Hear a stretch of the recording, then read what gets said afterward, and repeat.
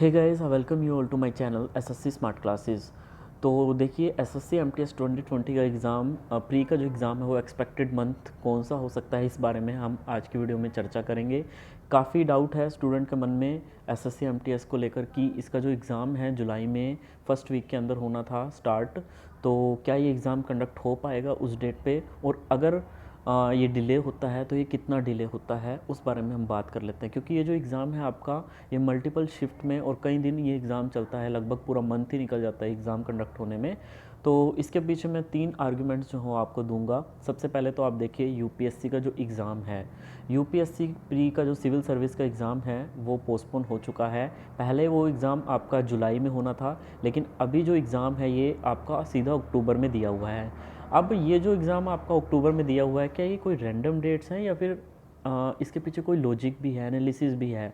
तो ये जो एनालिसिस हैं ये पिछले साल के एनालिसिस होते हैं, जो कि 2020 में जब डॉक्टर्स ने और साइंटिस्ट ने ये डिस्कवर किया था कि जो सिचुएशन है वो अंडर कंट्रोल हो जाएगी सितंबर आते आते, और जो केसेस हैं वो डाउन होने शुरू हो जाएंगे, बिल्कुल रिकवरी रेट हाई हो जाएगा, और वैसा हो भी रहा था। तो इस वजह से एग्ज़ाम जो है वो अपने अलग अलग जो भी हैं शुरू हो गए थे। एग्ज़ाम जो हैं वो आपके कंडक्ट होने शुरू हो गए थे। फिर उसके बाद आपके जेई मेंस के, इस तरीके से नीट के एग्ज़ाम आपके कंडक्ट होने शुरू हो गए थे। तो इस बार भी जो डॉक्टर्स हैं उन्होंने ये कहा है कि ये जो कोरोना वायरस की जो सेकंड वेव है काफ़ी ख़तरनाक है। तो ये मई में और लगभग मतलब 1 महीने में ये आपकी ख़त्म हो ही जाएगी, और इसके बाद सिचुएशन जो है वो आपकी कंट्रोल होनी शुरू हो जाएगी। और उसके बाद फिर आपकी देखते हैं कि एज एक्सपेक्टेड किया जा रहा है कि जो थर्ड वेव है अगर आई, आल्दो ऐसा ज़रूरी नहीं है कि ये चीज़ सच भी हो, लेकिन अभी मोस्ट एक्सपेक्टेड यही है कि जो सिचुएशन है वो कंट्रोल हो जाएगी सितंबर अक्टूबर तक।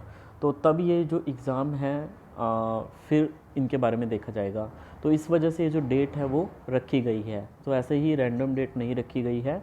तो इसके पीछे काफ़ी जो है वो डिस्कशंस होती हैं, मीटिंग्स भी होती हैं, तब जा कर के ये डेट जो है वो रखी गई है कि बार बार नोटिफिकेशन निकालने से अच्छा है पोस्टपोन की न्यूज़ की, कि एक बार ही ऐसी डेट दे दो जब एग्ज़ाम जो है वो सक्सेसफुली कंडक्ट हो जाए, सिचुएशन अंडर कंट्रोल आ जाए।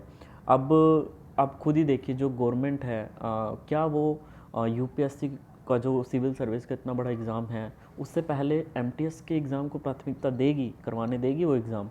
सीधी सी बात है, नहीं देगी करवाने। पहले यूपीएससी का ही एग्ज़ाम होगा, फिर आपका एमटीएस का एग्ज़ाम जो है वो होगा। लेकिन आपने एक चीज़ और नोट की होगी कि जो आपका एमटीएस का एग्ज़ाम है उससे पहले आपके एसएससी के भी मेजर एग्ज़ाम जो हैं वो पेंडिंग पड़े हैं। सीएचएसएल का एग्ज़ाम जो आपका 12 अप्रैल से शुरू होना था, तो वो अभी पेंडिंग पड़े हुए हैं वो एग्ज़ाम। और आपका सीजीएल वाला जो एग्ज़ाम है, जो कि 29 मई से शुरू होना था, 7 जून तक ये जो है वो ख़त्म होना था, तो ये एग्ज़ाम भी आपका पूरा पेंडिंग पड़ा हुआ है। सीपीओ का जो टियर 2 का एग्ज़ाम है वो आपका पोस्टपोन हो चुका है। तो ये सारे एग्ज़ाम की जो डेट हैं वो एमटीएस से पहले हैं, तो पहले तो ये एग्ज़ाम आपका कंडक्ट होगा, और फिर इन एग्ज़ाम को सक्सेसफुली कंडक्ट करवाने के लिए प्रॉपर जो है वो सारी फैसिलिटीज़ भी देखनी पड़ती हैं, लैब्स बुक करनी पड़ती हैं, कंप्यूटर सही से काम कर रहे हैं कि नहीं, स्टाफ का प्रॉपर आना ज़रूरी होता है, और जो बस सर्विस है वो रेगुलर होनी चाहिए। और अलग अलग स्टेट्स में कंडीशन भी देखी जाती है। अब इंडिया एक स्टेट से मिलकर तो नहीं बनी, काफ़ी सारी स्टेट्स हैं।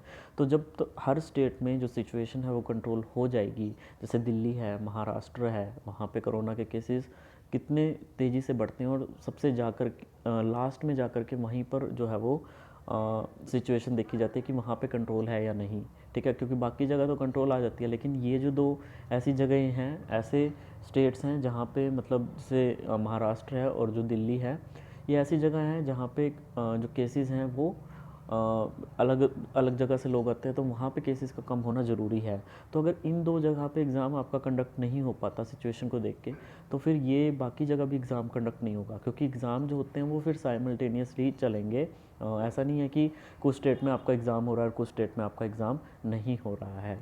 और तीसरी जो यही इम्पोर्टेंट सारी चीज़ें हैं जो मैं इस वीडियो के माध्यम से आपको बता रहा हूँ कि आपका एसएससी एमटीएस का अब जो एक्सपेक्टेड मंथ है वो आपका near about at the end of November और दिसंबर में आप एक्सपेक्ट कर सकते हो। इससे पहले तो बहुत ही मुश्किल लग रहा है मेरे को एग्ज़ाम कंडक्ट होना, क्योंकि अक्टूबर से ही बाकी आपके एग्ज़ाम जो है वो कंडक्ट होने शुरू होंगे, फिर सारी बस सर्विसेज वगैरह रेगुलर होंगी। और एक चीज़ और आप देखिए कि गवर्नमेंट की क्या स्टैंड है गवर्नमेंट का, मतलब आपकी एग्ज़ाम को कंडक्ट करवाने से लेकर के आपकी जॉइनिंग लेने तक आपका गवर्नमेंट का क्या स्टैंड है।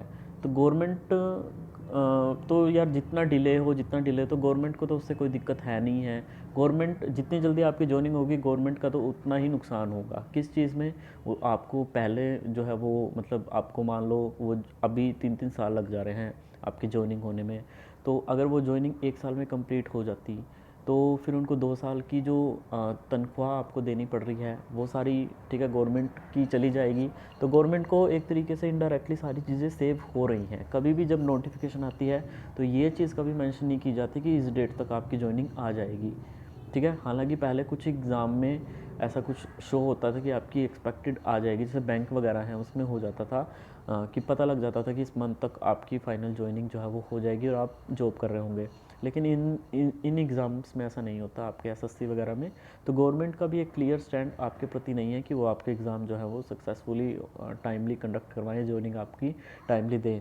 और मैं एमटीएस 2019 की जॉइनिंग के बारे में भी कहूँ तो ये जो आपकी जॉइनिंग है ये भी आप इन्हीं मंथ्स में एक्सपेक्ट कर सकते हो। हालांकि कुछ डिपार्टमेंट जो हैं वो बच्चों को कैंडिडेट्स को मिलने शुरू हो गए हैं, लेकिन अभी वो फुली कैंडिडेट्स को नहीं मिले हैं डिपार्टमेंट। उसके बाद भी काफ़ी प्रोसीजर जो हैं वो बचे होते हैं, अलॉटमेंट लेटर वगैरह, जैसा कि मैं ऑलरेडी इस पर वीडियो बना चुका हूँ, चैनल पे देख लेना कि पूरा प्रोसेस क्या रहता है ज्वाइनिंग का। तो तब तक के लिए धन्यवाद, आपका दिन शुभ हो। पढ़ते रहिए, ख्याल रखिए। All the very very best, God bless you all.